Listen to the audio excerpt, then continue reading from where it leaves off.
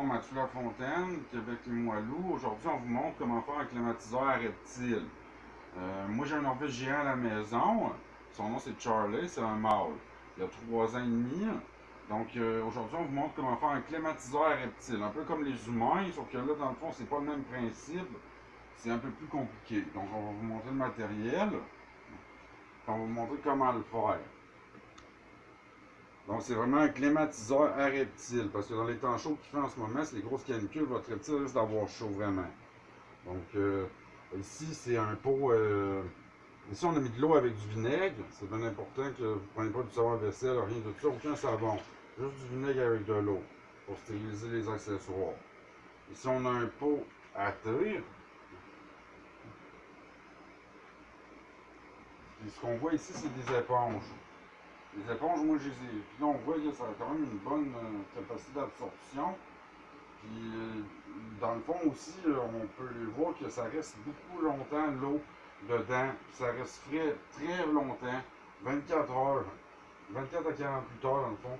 Donc, on va vous montrer comment on le fait. Là, ici, on a déjà mis un fond. C'est une des éponges comme ça qu'on a pris, puis on a décidé de le mettre dans le fond.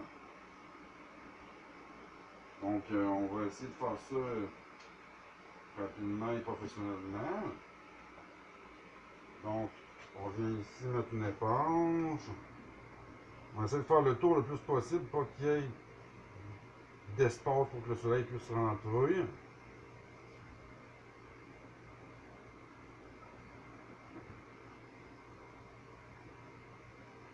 Il faut qu'il y ait assez de place pour que le reptile puisse rentrer aussi. Donc, on voit ici la première étape. On continue à mettre des éponges dans le fond.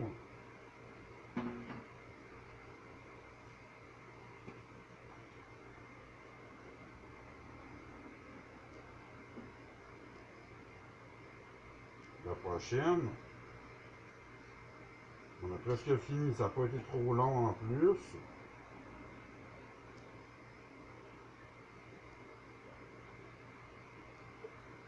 Puis votre reptile va vraiment apprécier la fraîcheur que ça va faire, je vous l'assure.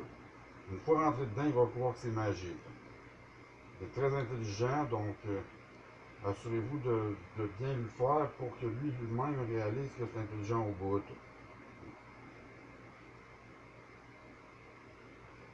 Et là, on peut mettre une dernière éponge.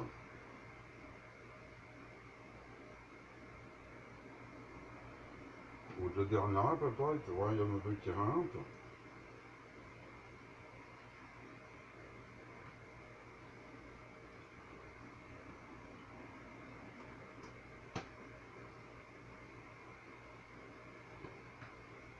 Donc on s'assure qu'il n'y a aucun jour, aucune lumière qui rentre, pour le plus d'efficacité possible de son climatiseur maison. Donc ici on voit qu'il y a un bon jour pour le reptile. Il y a un assez bon trou. On remet le couvercle, juste pour la beauté de la chose, pour éviter qu'il se coupe.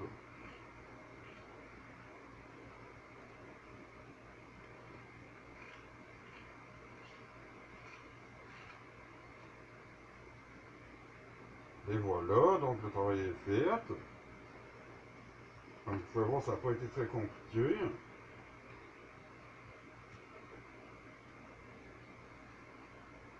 Des fois, juste de dire que c'est pas très compliqué, ça le devient. Fait qu'on va éviter de le dire. Comme vous pouvez voir ici, c'est très bien fait. Donc, lui va apprécier. Ça, il n'y a aucun problème avec ça. Ça ressemble à ça, dans le fond. Par la suite, ce qu'on fait, c'est qu'on met de l'eau froide. Le plus froid possible. On remplit une fois. 2 fois. La troisième va être la bonne. Parce que ça va avoir son point d'ostension le plus froid. Donc l'eau est glaciale en ce moment. On le laisse tremper un peu. L'éponge le prend assez vite. Donc, on en laisse un peu. Mais pas trop pour pas que le reptile essaie de se noyer dedans ou bien faire des niaiseries. Donc, on en laisse un petit peu. Dans le fond. Donc ici, il y en a encore un peu trop. Ouais. On voit ici que ça ressemble à ça ici. À peu près, le corps, c'est de l'eau froide, puis tout le reste, c'est dans l'éponge. Donc, c'est le résultat final du climatiseur 1. Merci beaucoup.